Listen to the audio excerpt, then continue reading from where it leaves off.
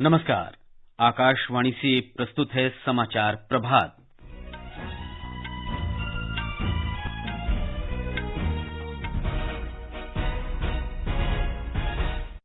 प्रधानमंत्री नरेंद्र मोदी आज video conferencing के माध्यम से मध्य प्रदेश के किसानों को संबोधित करेंगे।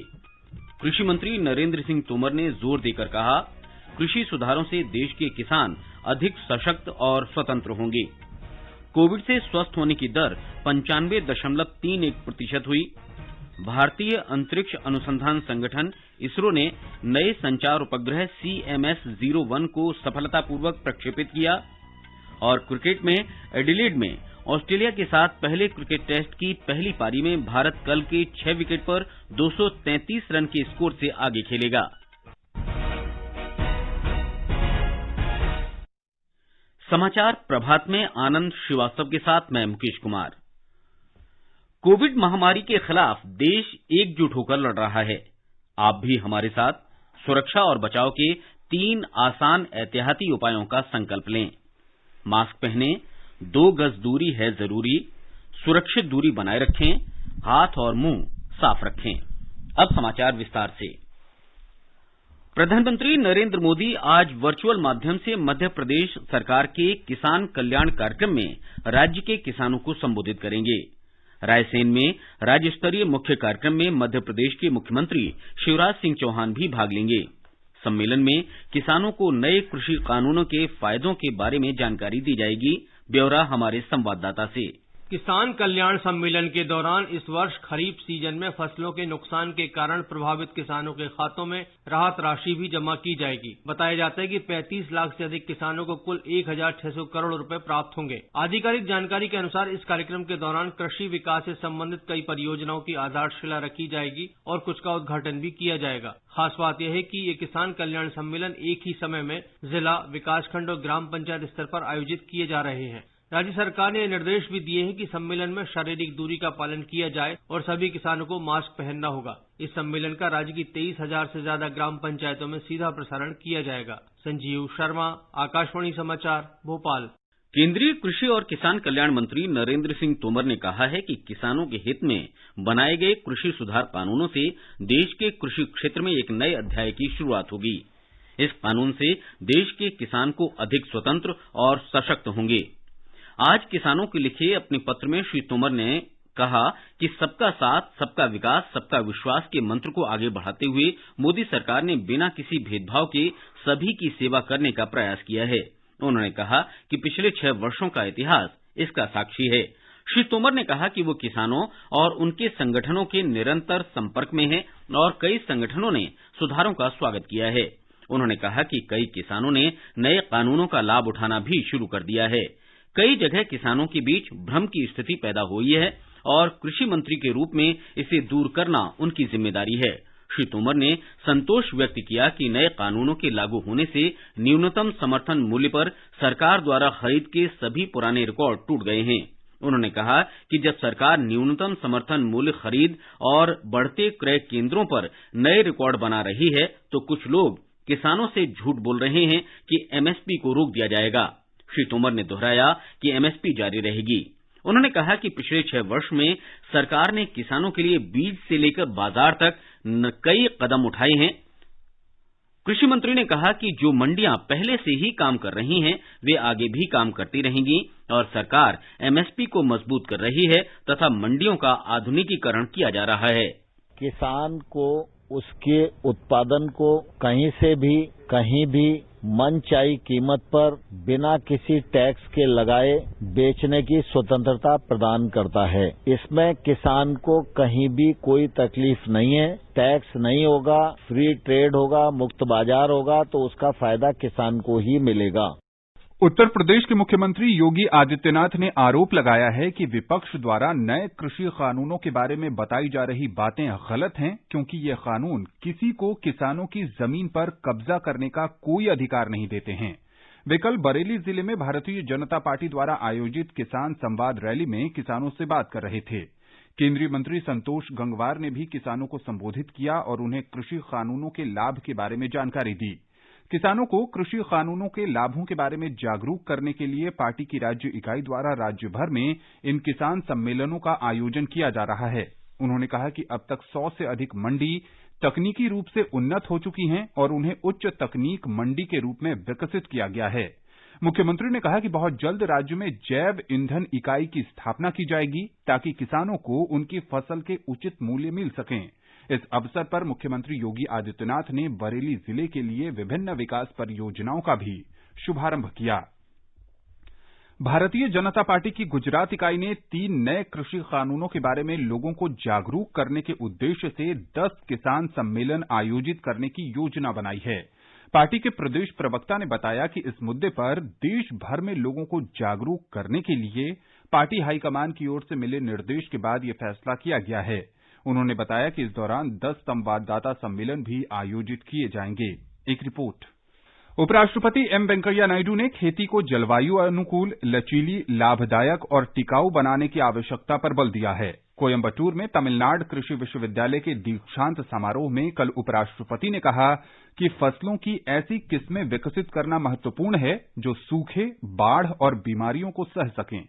उन्होंने इस बात पर बल दिया कि राष्ट्र की खाद्य और पोषण सुरक्षा सुनिश्चित करने के लिए किसानों को लाभकारी मूल्य दिया जाना महत्वपूर्ण है। उन्होंने कहा कि ऐसी प्रौद्योगिकी विकसित करना आवश्यक है जिनसे छोटे और सीमांत किसानों की परेशानियां कम हों। उपराष्ट्रपति ने कोविड-19 महामारी के दौरान अटूट भावना और समर्पण का प्रदर्शन करने के लिए किसानों की सराहना की। सरकार ने कहा है कि वर्तमान खरीफ मौसम में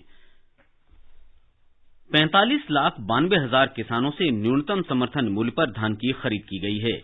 इसके लिए 75,263 करोड़ रुपए से अधिक का भुगतान किया गया है। कृषि मंत्रालय ने कहा है कि पंजाब, हरियाणा, उत्तर प्रदेश, तेलंगाना, उत्तराखंड, तमिलनाडु, चंडीगढ़, जम्मू कश्मीर, केरल, गुजरात, आंध्र प्रदेश, छत्तीसगढ़, ओडिशा, मध्य प्रदेश, महाराष्ट्र और बिहार से 398 लाख टन धान की खरीद की गई है। केवल पंजाब में 202 लाख टन से अधिक धान खरीदा गया है, जो कि धान की पूरी खरीद का 50.86% है। कृषि मंत्रालय ने कहा है कि मूल्य समर्थन योजना के अंतर्गत तमिलनाडु, कर्नाटक, महाराष्ट्र, तेलंगाना, गुजरात, हरियाणा, उत्तर प्रदेश, ओडिशा, राजस्थान और आंध्र प्रदेश के लिए खरीफ सत्र 2020 के अंतर्गत 48 लाख टन से अधिक दालों और तिलहन की खरीद को मंजूरी प्रदान की गई है। बाजार में प्याज के ऊंचे दामों पर लोगों की चिंता को देखते हुए कृषि और किसान कल्याण विभाग ने अगले साल 31 जनवरी तक प्याज के आयात के लिए प्लांट क्वारंटीन आदेश 2003 के अनुसार स्वच्छता प्रमाण की अतिरिक्त घोषणा से छूट को आगे बढ़ाने का निर्णय लिया है। ये छूट कुछ शर्तों के अनुरूप दी जाएगी। भारत ने कोविड-19 से लड़ाई में एक और महत्वपूर्ण उपलब्धि हासिल कर ली है। पिछले 24 घंटे में लगभग 9,600 मरीज स्वस्थ हुए। इस समय देश में कोरोना के करीब 3,22,000 मरीज उपचार करा रहे हैं। देश में कोविड से स्वस्थ होने की दर 95.31% हो गई है। अब तक 94,89,000 से अधिक मरीज स्वस्थ हो चुके हैं। पिछले 24 घंटे में लगभग 11,59,000 कोविड नमूनों की जांच की गई। अब तक करीब 15,78,00,000 नमूनों की जांच की गई है। जांच सुविधाओं में निरंतर वृद्धि की गई है। इस समय दैनिक जांच क्षमता 15 लाख हो गई है। महाराष्ट्र में कोविड-19 के मामलों में लगातार कमी आ रही है। हालांकि कल तक मुंबई शहर में इस महामारी से मरने वालों का आंकड़ा 11,000 को पार कर गया है। इस बीच महाराष्ट्र सरकार ने अपने अधिकारियों और कर्मचारियों को कोरोना का इलाज कराने के लिए खर्च का भुगतान करने का फैसला किया है। ब्यौरा हमारी संवाददाता से। राज्य सरकार के अधिकारियों, कर्मचारियों और उनके परिवार के सदस्यों को आकस्मिक या गंभीर बीमारी के लिए निजी अस्पताल में इलाज किए जाने पर चिकित्सा व्यय के लिए प्रतिपूर्ति दी जाती है। मार्च 2005 में राज्य सरकार द्वारा घोषित निर्णय के अनुसार 27 आपातकालीन और 5 गंभीर बीमारियों जैसे हृदय और फेफड़ों से जुड़ी बीमारियों के खर्च को इसमें शामिल किया गया था। हालांकि राज्य सरकार द्वारा लिए गए निर्णय के अनुसार इसमें कोरोना उपचार की चिकित्सा लागत को भी शामिल किया जाएगा। राज्य सरकार ने कहा कि निर्णय 2 सितंबर 2020 से पूर्वव्यापी प्रभाव से लागू किया जाएगा। स्वीटी जैन, आकाशवाणी समाचार, मुंबई। बिहार में कोविड रोगियों की संख्या निरंतर कम हो रही है, इसलिए पटना के बिहटा में पीएम केयर्स के तहत बनाया गया 500 बिस्तरों वाला अस्थायी कोविड अस्पताल बंद कर दिया गया है। मध्य प्रदेश में अब तक 2,12,351 से अधिक कोविड रोगी स्वस्थ हो चुके हैं। पिछले 24 घंटे में 1,326 रोगी स्वस्थ हुए, जबकि 1,161 लोग संक्रमित हुए। इसके साथ ही संक्रमित लोगों की संख्या 2,27,949 हो गई है। कल 9 लोगों की मौत के बाद कोविड से मृतकों की संख्या 3,442 हो गई। इस समय राज्य में 12,156 मरीजों का इलाज चल रहा है। राज्य में संक्रमण की औसत दर 5.4% और मृत्यु दर 1.5% है। स्वास्थ्य विभाग के अपर मुख्य सचिव मोहम्मद सुलेमान ने कहा कि कोविड रोगियों के लिए सरकारी और निजी अस्पतालों में पर्याप्त बिस्तर और वेंटिलेटर मौजूद हैं। मेडिकल कॉलेजों और अस्पतालों में अन्य रोगियों के लिए भी पर्याप्त बिस्तर उपलब्ध कराए जा रहे हैं। गुजरात में पिछले 24 घंटों के दौरान कोविड के 1,115 नए रोगियों की पुष्टि हुई। हमारे संवाददाता ने बताया है कि कोविड से स्वस्थ होने की दर बढ़कर 92.82% हो गई है। गुजरात में कोविड-19 संक्रमण के अब तक 2,32,188 मामले सामने आ चुके हैं, जिसमें से 2,15,528 मरीज ठीक हो चुके हैं। कल 1,305 मरीजों के ठीक होने के साथ अस्पतालों से छुट्टी दी गई। राज्य में अब तक 88,89,000 से अधिक लोगों का कोविड-19 के लिए परीक्षण किया जा चुका है। संक्रमण के सबसे अधिक 232 नए मामले कल अहमदाबाद में दर्ज हुए, जबकि सूरत में 169 मामले सामने आए। राज्य में इस वक्त 12,449 सक्रिय मामले हैं, जिसमें से 65 मरीजों को वेंटिलेटर पर रखा गया है। कल 8 मरीजों की मृत्यु के साथ राज्य में कोविड-19 से जान गंवाने वाले मरीजों की संख्या 4,211 हो गई है। योगेश पंड्या, आकाशवाणी समाचार, अहमदाबाद। ओडिशा में 65 लाख से अधिक लोगों की कोविड जांच की जा चुकी है। राज्य में कोविड संक्रमित व्यक्तियों की संख्या बढ़कर 3,25,147 हो गई है। इनमें से 3,20,584 रोगी पूरी तरह स्वस्थ हो चुके हैं। मध्य प्रदेश में शिक्षा विभाग ने स्कूलों को फिर से खोलने के लिए मानक संचालन प्रक्रिया जारी कर दी है। सभी स्कूलों को इसका पालन करना होगा। मानक संचालन प्रक्रिया के अनुसार विद्यार्थियों और शिक्षकों की उपस्थिति ऐप के माध्यम से दर्ज की जाएगी। अगले आदेश तक स्कूलों में प्रार्थना सहित सभी सामूहिक गतिविधियां बंद रहेंगी। प्रधानाचार्य अपने स्कूल के शिक्षकों की संख्या और उपलब्ध जगह के आधार पर कक्षा 9 से 11 तक के विद्यार्थियों के लिए नियमित कक्षाओं के बारे में निर्णय लेंगे। सार्वजनिक शिक्षा आयुक्त जयश्री कियावत ने सभी सरकारी विद्यालयों में कक्षाएं फिर शुरू करने से पहले आज अभिभावक शिक्षक बैठक आयोजित करने के लिए सभी कलेक्टरों, जिला शिक्षा अधिकारियों, सहायक आयुक्तों और सरकारी स्कूलों के प्रधानाचार्यों के लिए आदेश जारी किया है। जो अभिभावक इस बैठक में शामिल नहीं हो सकेंगे, वे ऑनलाइन माध्यम से शिक्षकों और प्रधानाचार्य से जुड़ सकते हैं। अभिभावक शिक्षक बैठक आगामी बोर्ड परीक्षाओं, विद्यार्थियों के ऑनलाइन कार्य प्रदर्शन और विद्यार्थी के समग्र कल्याण संबंधी अन्य मुद्दों पर चर्चा के लिए आयोजित की जा रही है। आगे बढ़ने से पहले एक नजर मुख्य समाचारों पर। प्रधानमंत्री नरेंद्र मोदी आज वीडियो कॉन्फ्रेंस के माध्यम से मध्य प्रदेश के किसानों को संबोधित करेंगे। कृषि मंत्री नरेंद्र सिंह तोमर ने जोर देकर कहा कि कृषि सुधारों से देश के किसान अधिक सशक्त और स्वतंत्र होंगे। कोविड से स्वस्थ होने की दर 95.31% हुई।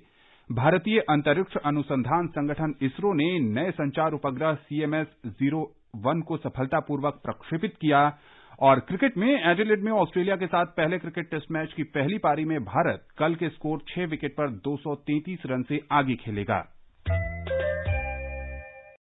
भारतीय अंतरिक्ष अनुसंधान संगठन इसरो ने कल देश के नए संचार उपग्रह CMS-01 को निर्धारित कक्षा में सफलतापूर्वक प्रक्षेपित किया। वर्कहॉर्स रॉकेट PSLV C-50 ने श्रीहरिकोटा के सतीश धवन अंतरिक्ष केंद्र के दूसरे लॉन्च पैड से कल दिन में 3:41 पर उपग्रह का प्रक्षेपण किया। प्रक्षेपण अभियान और भू-स्थिर अंतरण कक्षा में उपग्रह को स्थापित करने में मात्र 21 मिनट लगे। इसरो के अध्यक्ष डॉक्टर के सिवन ने इस सफलता पर अंतरिक्ष एजेंसी के वैज्ञानिकों और इंजीनियरों को बधाई दी। नया उपग्रह CMS-01 पिछले संचार उपग्रह GSAT-12 का स्थान लेगा, जिसका उपयोगी जीवन समाप्त हो चुका है। नए उपग्रह का कार्यकाल 7 वर्ष का होगा। प्रधानमंत्री नरेंद्र मोदी और बांग्लादेश की प्रधानमंत्री शेख हसीना ने कल वर्चुअल माध्यम से एक वार्ता की। दोनों नेताओं ने द्विपक्षीय संबंधों के सभी पहलुओं पर विस्तार से चर्चा की। दोनों ने क्षेत्रीय और अंतर्राष्ट्रीय मुद्दों पर भी अपने विचार साझा किए। बैठक में श्री मोदी ने कहा है कि बांग्लादेश के साथ संबंध मजबूत करना उनकी सरकार की विशेष प्राथमिकता रही है। श्री मोदी ने कहा कि कई क्षेत्रों में दोनों देशों के बीच संबंध प्रगाढ़ हुए हैं। प्रधानमंत्री ने कहा कि कोविड टीके के क्षेत्र में भी दोनों देशों के बीच अच्छा सहयोग है और इस संबंध में भारत बांग्लादेश की जरूरतें पूरी करेगा। वार्ता के बाद संयुक्त बयान जारी किया गया जिसमें कहा गया है कि दोनों पक्षों ने इतिहास, संस्कृति, भाषा और दूसरी समानताओं से जुड़े द्विपक्षीय संबंधों की मौजूदा स्थिति पर संतोष व्यक्त किया। दोनों पक्षों ने संयुक्त सीमा सम्मेलन की बैठक जल्द बुलाने पर भी सहमति जताई ताकि इच्छामती, कालंदी, रमंगोल और खड़िया भंग नदियों से भूखंड के नक्शे तैयार किए जा सके। दोनों देशों के बीच अंतर्राष्ट्रीय सीमा पर विभिन्न सेक्टरों पर बाड़ लगाने का काम और तेज करने पर भी सहमति बनी है। प्रधानमंत्री नरेंद्र मोदी ने संयुक्त राष्ट्र सुरक्षा परिषद में भारत को सदस्य बनाने में बांग्लादेश के भरपूर सहयोग के लिए प्रधानमंत्री शेख हसीना का आभार व्यक्त किया। रक्षा मंत्री राजनाथ सिंह की अध्यक्षता में कल रक्षा खरीद परिषद की बैठक में स्वदेशी उद्योगों से 27,000 करोड़ रुपए के रक्षा उपकरण खरीद प्रस्तावों को मंजूरी दी गई। परिषद ने भारतीय सेना, नौसेना और वायुसेना के लिए विभिन्न आवश्यक हथियारों, उपकरणों और रक्षा प्रणालियों की खरीद के लिए कुल 28,000 करोड़ रुपए के प्रस्तावों को मंजूरी दी। हमारे संवाददाता ने बताया है कि रक्षा अधिग्रहण प्रक्रिया 2020 की नई व्यवस्था के तहत परिषद की ये पहली बैठक थी और इससे मेक इन इंडिया तथा सरकार की आत्मनिर्भर भारत पहल को बढ़ावा मिलेगा। कर्नाटक के मुख्यमंत्री बीएस येडियुरप्पा ने राज्य की राजधानी में 2 वर्षों में विश्व स्तरीय सुविधाएं उपलब्ध कराने के लिए कल बेंगलुरु मिशन 2022 की शुरुआत की। इस मिशन का उद्देश्य तीव्र आवागमन और स्वच्छ तथा हरित बेंगलुरु सुनिश्चित करना है। एक रिपोर्ट। बेंगलुरु को सर्वश्रेष्ठ नगर बनाने के लिए कर्नाटक सरकार ने मिशन 2022 आरंभ किया है। इसके द्वारा बेंगलुरु के मार्गों को वाहन संचार योग्य बनाना, नागरिकों को डिजिटल प्लेटफॉर्म के साथ जोड़ना, परंपरा और सांस्कृतिक धरोहर का संवाद केंद्र बनाना और सार्वजनिक परिवहन सेवाओं को बढ़ाना इसका उद्देश्य है। वैज्ञानिक रूप से ट्रैफिक सिग्नल का प्रबंध, इलेक्ट्रिक बस सेवा आरंभ करना, मेट्रो नेटवर्क बढ़ाना, बस संचार के लिए प्रत्येक मार्ग बनाना और सबर्बन रेल सेवा आरंभ करना इसका उद्देश्य है। नगर में हर दिन जमा होने वाले 5,800 मीट्रिक टन कचरा को बिजली में परिवर्तन करना और घर पर ही कचरे को अलग अलग जमा करना भी इस योजना द्वारा जारी किया जाएगा। शहर में तालाब, उद्यान और वृक्ष वन विकसित करना भी इस मिशन में शामिल है। सुधींद्रा, आकाशवाणी समाचार, बेंगलुरु। सड़क परिवहन और राजमार्ग मंत्री नितिन गडकरी ने कहा है कि सरकार ने देश भर में वाहनों के निर्बाध आवागमन के लिए जीपीएस आधारित तकनीकी टोल संग्रह प्रणाली को अंतिम रूप दे दिया है। उन्होंने कहा कि इससे भारत अगले 2 वर्ष में टोल बूथ फ्री हो जाएगा। एसोचैम स्थापना सप्ताह कार्यक्रम में कल नई दिल्ली में श्री गडकरी ने कहा कि वाहनों के आवागमन के लिए टोल की राशि सीधे बैंक खाते से कट जाएगी। उन्होंने कहा कि अब सभी वाणिज्यिक वाहन निगरानी प्रणाली के तहत लाए जा रहे हैं, इसलिए सरकार पुराने वाहनों में भी जीपीएस टेक्नोलॉजी लगाने की तैयारी करेगी। श्री गडकरी ने आशा व्यक्त की कि अगले वर्ष मार्च के अंत तक टोल संग्रह 3 खरब 40 अरब रुपए हो सकता है। उन्होंने कहा कि टोल संग्रह के लिए जीपीएस टेक्नोलॉजी का उपयोग करने से अगले 5 वर्ष में टोल से आय 1,34,000 करोड़ रुपए हो जाएगी। श्री गडकरी ने कहा कि देश में औद्योगिक विकास, रोजगार सृजन और गरीबी उन्मूलन की कुंजी है। उन्होंने कहा कि फिलहाल देश में उद्योग शहरी क्षेत्रों में केंद्रित हैं, इसलिए आर्थिक वृद्धि दर को प्रोत्साहन देने के लिए उद्योगों का विकेंद्रीकरण आवश्यक है। उन्होंने ढांचागत विकास में सार्वजनिक निजी निवेश को प्रोत्साहन देने की आवश्यकता पर बल दिया। श्री गडकरी ने आश्वासन दिया कि जो परियोजनाएं आर्थिक रूप से वहनीय नहीं हैं, उनमें सरकारी सहायता जारी रहेगी। वर्ष की प्रमुख झलकियों की वार्षिक श्रृंखला ईयर एंडर 2020 की आज की विशेष कड़ी में हम आपको बताएंगे किस तरह प्रधानमंत्री नरेंद्र मोदी के ऊर्जावान नेतृत्व में एनडीए सरकार ने रक्षा तैयारियों को मजबूत किया है। रक्षा के इतिहास में चिर प्रतीक्षित राफेल की फ्रांस से भारत यात्रा इनमें से सबसे महत्वपूर्ण क्षण था। रक्षा विशेषज्ञ मुकेश कौशिक ने इस साल रक्षा मंत्रालय की यात्रा पर प्रकाश डालते हुए बताया।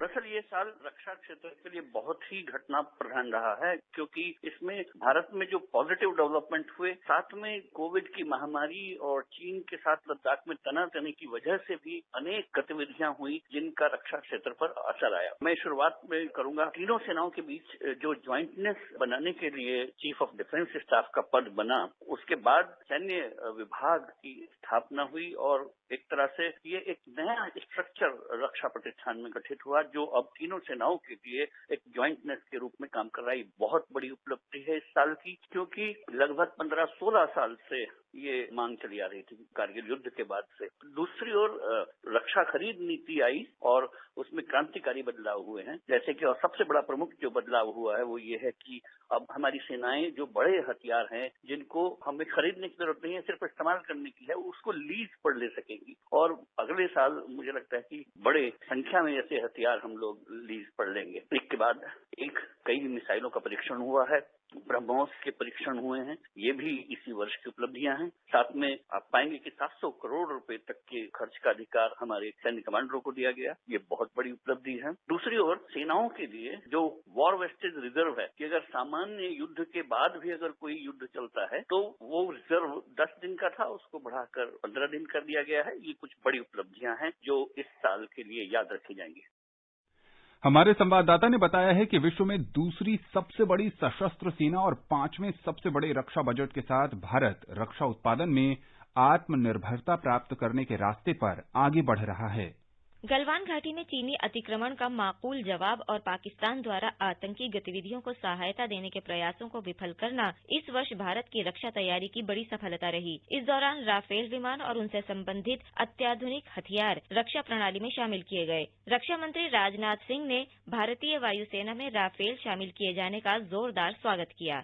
एयरफोर्स में राफेल का शामिल होना एक महत्वपूर्ण एवं ऐतिहासिक क्षण है और हम सब देशवासियों के लिए इस ऐतिहासिक पल का गवाह बनना एक गौरव का विषय है। मैं हमारी आर्म्ड फोर्सेस सहित समस्त देशवासियों को हार्दिक बधाई और शुभकामनाएं देता हूं। सरकार ने सीमावर्ती ढांचे को मजबूत बनाने, मेक इन इंडिया और भारत में बने साजो सामान के लिए आत्मनिर्भर भारत पर जोर देने की दिशा में संकल्पबद्ध होकर काम किया। रक्षा क्षेत्र में स्वदेशी वस्तुओं को बढ़ावा देने के लिए रक्षा खरीद नीति 2020 का मसौदा जारी किया गया। इसमें मेक इन इंडिया के हिस्से के रूप में स्थानीय सामग्री और सॉफ्टवेयर को प्रोत्साहित करने के उपाय शामिल किए गए। सरकार ने स्वतः मंजूरी के अंतर्गत प्रत्यक्ष विदेशी निवेश की सीमा 49% से बढ़ाकर 74% की। ऑर्डिनेंस फैक्ट्री बोर्ड को निगम कर रूप देने और रक्षा खरीद प्रणाली में सुधारों की योजना बनाई गई। परियोजना प्रबंधन यूनिट की स्थापना और अनुबंध प्रबंधन में सहायता जैसे उपायों से समय पर खरीद का लक्ष्य हासिल करने में काफी मदद मिलेगी। 173 सीमावर्ती और तटीय जिलों में एनसीसी का विस्तार और 1 लाख एनसीसी कैडेटों को विशेष प्रशिक्षण का प्रावधान किया गया। वर्ष के दौरान रक्षा विभाग का डिजिटीकरण का उपाय किया गया। इस दौरान मालाबार, संप्रीति, बिम्स्टेक DMX 2020 और इंद्रधनुष जैसे संयुक्त सैन्य अभ्यासों के जरिए रक्षा क्षमता में बढ़ोतरी की गई। सौभाग्यकार की रिपोर्ट के साथ समाचार कक्ष से नईम अख्तर। जनता दल यूनाइटेड के अध्यक्ष और बिहार के मुख्यमंत्री नीतीश कुमार ने कहा है कि नए कृषि कानूनों को लेकर राज्य में कोई समस्या नहीं है। पटना में पत्रकारों से बातचीत में उन्होंने कहा कि धान की खरीद का कार्य तेजी से हो रहा है और किसानों को किसी प्रकार की कोई समस्या नहीं है। उन्होंने कहा कि पार्टी की 2 दिन की राष्ट्रीय कार्यकारिणी की बैठक 26 और 27 दिसंबर को आयोजित होगी। बैठक में हाल ही में संपन्न हुए विधानसभा चुनावों में पार्टी के प्रदर्शन तथा बिहार और अन्य राज्यों में पार्टी को मजबूत करने पर विचार विमर्श किया जाएगा। राष्ट्रीय कार्यकारिणी की बैठक में जनता दल यूनाइटेड के पश्चिम बंगाल में होने वाले विधानसभा चुनावों में हिस्सा लेने के बारे में भी फैसला हो सकता है। एडिलेड में भारत आज ऑस्ट्रेलिया के साथ पहले day night cricket test match के दूसरे दिन कल के स्कोर 6 विकेट पर 233 रन से आगे खेलना शुरू करेगा। कप्तान विराट कोहली ने 74 और उपकप्तान अजिंक्य रहाणे ने 42 रन की पारी खेली। कल खेल समाप्त होने तक रिद्धिमान साहा 9 और रविचंद्रन अश्विन 15 रन बनाकर क्रीज पर थे। पिंक बॉल से खेले जा रहे इस मैच में भारत ने टॉस जीतकर पहले बल्लेबाजी करने का फैसला किया था। और अब एक नजर आज के मौसम के पूर्वानुमान पर। राष्ट्रीय राजधानी दिल्ली में शीतलहर का प्रकोप जारी है। न्यूनतम तापमान 4 डिग्री तक पहुंच गया है। अधिकतम तापमान 15 डिग्री सेल्सियस रहने के आसार हैं। मुंबई में न्यूनतम तापमान 22 डिग्री सेल्सियस था और अधिकतम 33 डिग्री सेल्सियस रह सकता है। चेन्नई में तापमान 24 से 30 डिग्री सेल्सियस के आसपास रहेगा। कोलकाता में तापमान 14 डिग्री और 25 डिग्री सेल्सियस के बीच रहने का अनुमान है। श्रीनगर में न्यूनतम तापमान 0 से 6 डिग्री सेल्सियस के नीचे दर्ज किया गया। अधिकतम 10 डिग्री सेल्सियस के करीब रहेगा। जम्मू में न्यूनतम तापमान 3 डिग्री सेल्सियस रहा, जबकि अधिकतम 18 डिग्री सेल्सियस रहने का अनुमान है। गिलगित में सामान्यतः आसमान साफ रहेगा। तापमान 0 से 6 डिग्री सेल्सियस नीचे और 10 डिग्री सेल्सियस के बीच रहने का अनुमान है। मुजफ्फराबाद में सुबह के वक्त आसमान साफ रहने और शाम के समय आंशिक रूप से बादल छाने की संभावना है। तापमान 3 डिग्री से 15 डिग्री सेल्सियस के बीच रहने के आसार हैं। समाचार कक्ष से मृगनयनी पांडे। ये समाचार हमारी वेबसाइट newsonair.com/hindi पर भी उपलब्ध हैं। आनंद, अब आप बताएं कि आज के समाचार पत्रों की सुर्खियों में क्या खास है। जी मुकेश, 28,000 करोड़ रुपए के रक्षा उपकरण खरीद की मंजूरी की खबर सभी अखबारों में प्रमुखता से है। जनसत्ता की सुर्खी है, रक्षा खरीद परिषद ने कुल 7 प्रस्तावों को दी हरी झंडी। हिंदुस्तान के अनुसार इनमें से 27,000 करोड़ रुपए से स्वदेशी हथियार सैन्य उपकरण खरीदे जाएंगे। राष्ट्रीय सहारा का शीर्षक है, सेना को मिली और ताकत। दैनिक भास्कर की सुर्खी है, भारत बांग्लादेश के बीच 55 साल से बंद रेलगाड़ी फिर शुरू। पत्र के अनुसार दोनों देशों के बीच 6 में से 5 रेल लिंक दोबारा चालू।